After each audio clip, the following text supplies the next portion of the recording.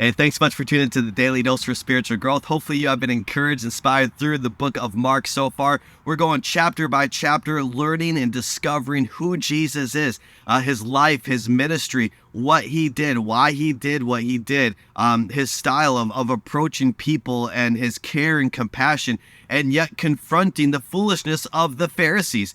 We talked about that yesterday. Like I love the way that he saw through their foolishness and says, guys, like this is absolutely ridiculous, and how we have the power to overthrow the Satan's attacks and demons through Jesus. That's why we have that power, and that's why Jesus was saying, hey, we have that power. But he says everything can be forgiven except for the blasphemy of the Holy Spirit. If you have any more questions on that, you can reach out to me personally or any other pastor at Shrewsbury Assembly. Love to sit down with you, talk with you, because I know that can seem a little bit confusing, but if we understand the context of it, it's not really confusing at all. So hopefully you got some clarity yesterday on that. Today we're going to talk about Mark chapter 4. We're going to talk about a style that Jesus used when he taught.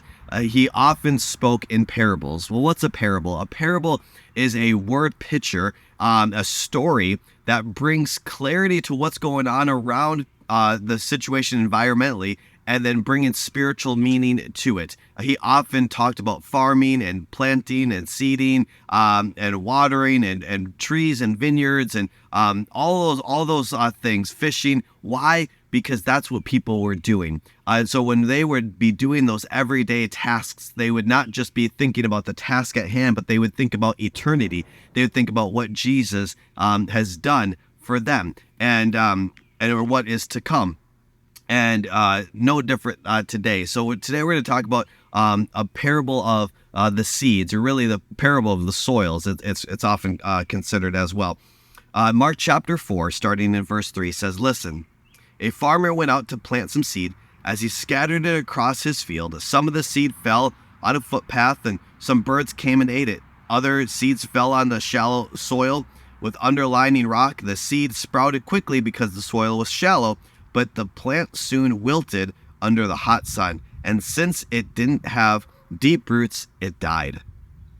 Other seed fell among thorns that grew up and choked out the tender plants, so they produced no grain. Still other seeds fell on fertile soil, and they sprouted, grew, and produced a crop that was 30, 60, and even 100 times as much as had been planted." Then he said, "Anyone with ears to hear should listen and understand." Now, I'm not going to continue to read on, but the great thing with this chapter and the great thing with this parable, the disciples were like, I don't get that. Well, Jesus actually explains the parable, so I'm not going to take too much time explain it to you, because you can continue to read on in Mark chapter 4, and Jesus explains himself. But bottom line is this: when you present the gospel of Jesus Christ, when you share your faith, there are going to be people that respond in different ways, and that's what Jesus is referring to.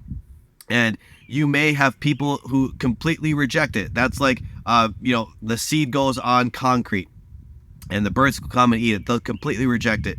There'll be some people that they'll be along the rocks, and they'll maybe understand it, and maybe even take that initial step towards Christ, but there's not any depth to it. They didn't actually change their life. And so when it started to sprout, the hot sun came up and it died. And similarly with along the thorns, there are so many distractions in this life, as you know, that even if you've made a personal relationship with Jesus Christ, you made that decision. If you aren't careful, you can be sprouting up and having thorns all around you. You can easily be choked up by some of those distractions, the sin that so entangles us. And then lastly, he says there's the fertile soil that's going to sprout out. And that's what we need to continue to pray for, is to be aware that our calling as Christ followers is to spread those seeds, sharing the gospel of Jesus Christ. Now, how people respond to it, how people receive it, that's not up to us. That's up to them. We need to continue to spread the good news of Jesus Christ. So let's choose to do that today. And let's not be discouraged if people respond in a negative way. That's really up to them. And so I want to encourage you to be bold, be bold, and also just take that action to look for opportunities to be the light of Jesus Christ to another person who is probably lost, who is broken, who is seeking and searching, and pray for those opportune moments to share the love of Jesus.